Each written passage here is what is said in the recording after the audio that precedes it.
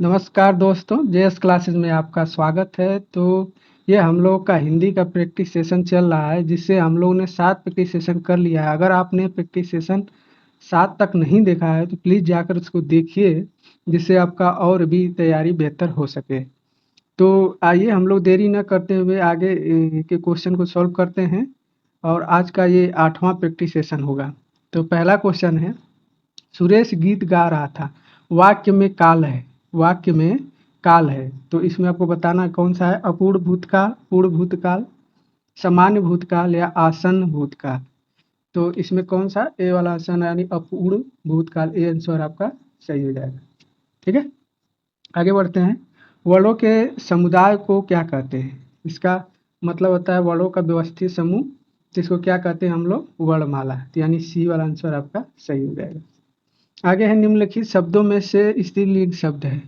तो आपको इसमें बताना है कि जो स्त्रीलिंग शब्द वो कौन से हैं।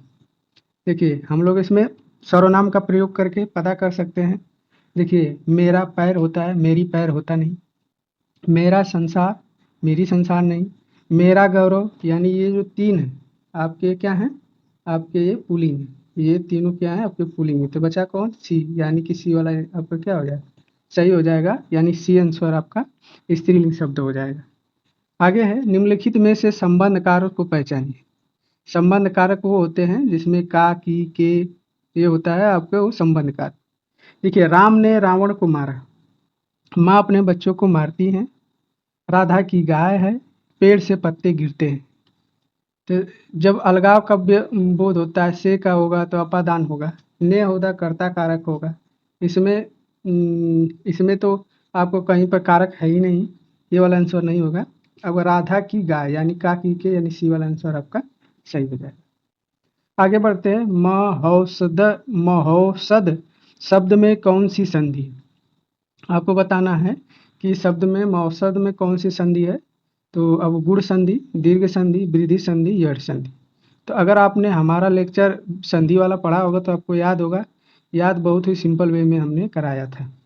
तो सी वाला आंसर आपका क्या हो जाएगा, वृद्धि संधि। छठा है कि निम्न में से तद्भव शब्द को पहचानिए। इसमें आपको तद्भव शब्द को पहचानना है।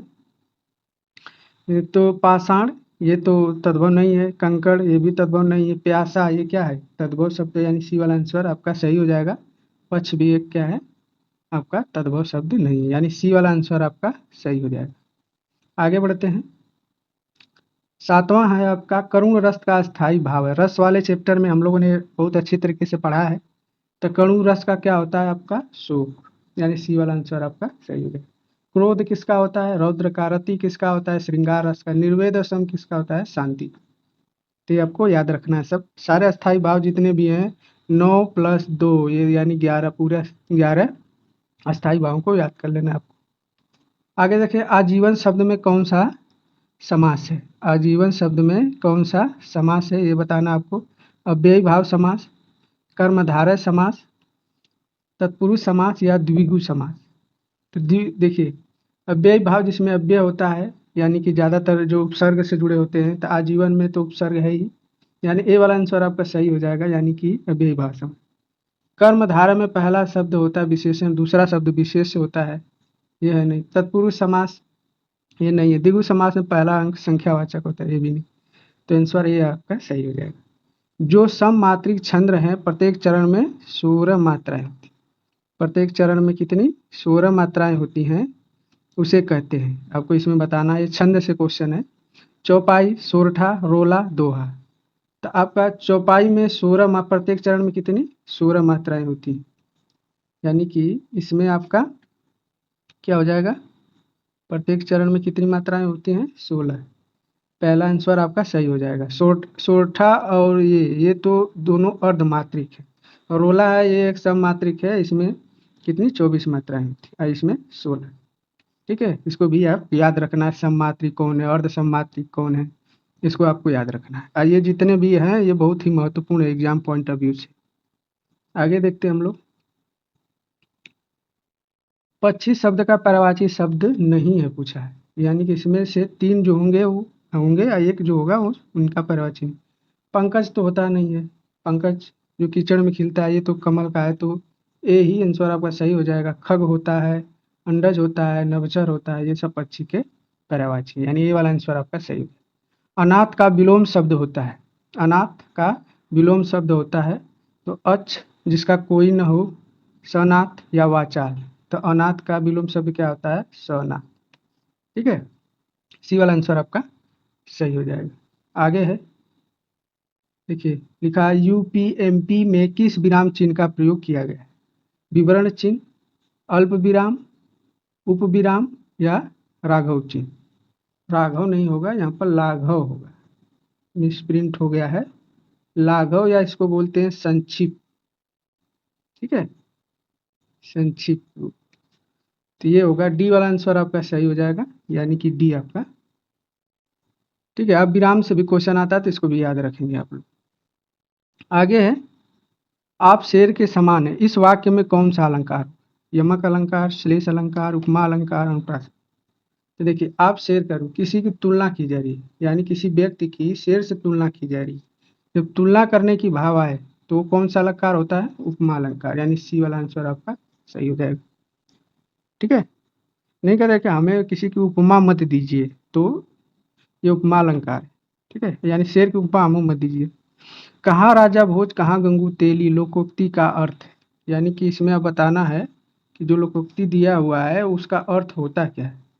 यानी कि जो कहा जाता है कि कहाँ राजा भोज कहाँ गंगू तेली, तो ये पहला आंसर है विशिष्ट और समान व्यक्ति की तुलना, दोनों को और असामान्य दिखाना, दोनों को बराबर दिखाना, किसी तरह की जिम्मेदारी न हो, तो किसी विशिष्ट व्यक्ति के समान व्यक्ति की तुलना करना, यानी ये वाला आंसर आपका सही हो जाएगा। ठीक है, मिलाप शब्द में कौन सा प्रत्यय है? तो प्रत्यय आपको पता है कि प्रत्यय जो होता है वो शब्द के बाद में लगता है, और उपसर्ग होता है जो शब्द के पहले लगता है। तो देखिए मिलाप, मिल मिल तो होगा नहीं, पहले लगने वाला है। आप या लाप या अपल, तो इसमें आप हो जाएगा, यानी बी वाला आंसर आपका सही हो जाएगा। आप प्रत्यय लगा हुआ है। ठीक है, आगे है, कमानी के रचयिता कौन है? महादेवी वर्मा, सुमित्रा नंदन पंत, मुंशी प्रेमचंद, जयशंकर प्रसाद। इसके रचयिता कौन है? जयशंकर प्रसाद। डी वाला आंसर आपका सही हो जाएगा। और लोगों के बारे में तो आप लोग पता है, महादेवी वर्मा का यामा है, सुमित्रा नंदपन का, आप बताइए सुमित्रा नंदपन का कौन है? हम मुंशी प्रेमचंद का गोदान गबन, ये सब आपको देखने को मिलता है। सुमित्रा नंदपन का आप लोग बताइएगा कमेंट में। कौन सी रचना तुलसीदास की नहीं है? यानी इसमें तीन ऐसे हैं जो तुलसीदास की रचना है और एक है जो उनकी नहीं है। दोहावली, उर्वशी, गीतावली या रामचरितमानस। तो इसमें उर्वशी है जो आपका नहीं है, क्योंकि ये किसका है बताइए आप, जिसके लिए उनको ज्ञानपीठ पुरस्कार मिला था, रामधारी सिंह, नहीं सॉरी, हाँ रामधारी सिंह दिनकर। 18 नंबर है, देवदास उपन्यास के उपन्यासकार का नाम है। देवदास आपको बताना है, उपन्यासकार कौन है इसके? धर्मवीर भारती, रामचंद्र शुक्ल या जयशंकर प्रसाद या शरद चंद्र चट्टोपाध्याय। यानी बी वाला आंसर आपका हो जाएगा शरद चंद्र चट्टोपाध्याय। निम्नलिखित शब्दों में से विशेषण को पहचानना है आपको, इसमें से विशेषण कौन है? पहला है ऐतिहासिक, दूसरा है अपेक्षा, तीसरा है उपासना और चौथा है आश्वासन। तो इसमें आपको बताना है कि कौन सा इसमें विशेषण है, इसको आप पहचान। तो इसमें से कौन सा आंसर हो जाएगा आपका? ए, यानी ऐतिहासिक। ए वाला आंसर आपका सही हो जाएगा। ठीक है, अगला है 20, आज सेशन का लास्ट क्वेश्चन। निम्नलिखित में से कौन सा जोड़ा सही नहीं है? इसमें बताना है कौन सा जोड़ा सही नहीं है। बेटी, अच्छा एक वचन से बहुवचन वाला है, बेटी से बेटियां, बधू से बधुएं, श्रोता से श्रोतागण, डिबिया से डिबिये। इसमें बधू जो दिया है ना, ये गलत है, क्योंकि बधू में जब होता है तो बड़ा अंक होता है और जब बधुएं होता है तब छोटा अंक होता है। तो ये वाला आंसर गलत है, यानी बी आंसर आपका सही है। ठीक है, तो ये वीडियो आपको कैसा लगा कमेंट बॉक्स में ज़रूर लिखिए और ज़्यादा से ज़्यादा लाइक करिए, सब्सक्राइब करिए और मित्रों को भी अपने तरफ आकर्षित करिए ताकि हमारी वीडियो देखें और अपनी तैयारी को और अच्छी तरीके से कर सकें। तो बस आज के लिए बस इतना ही, हमें इजाज़त दीजिए। जय हिंद, जय भारत।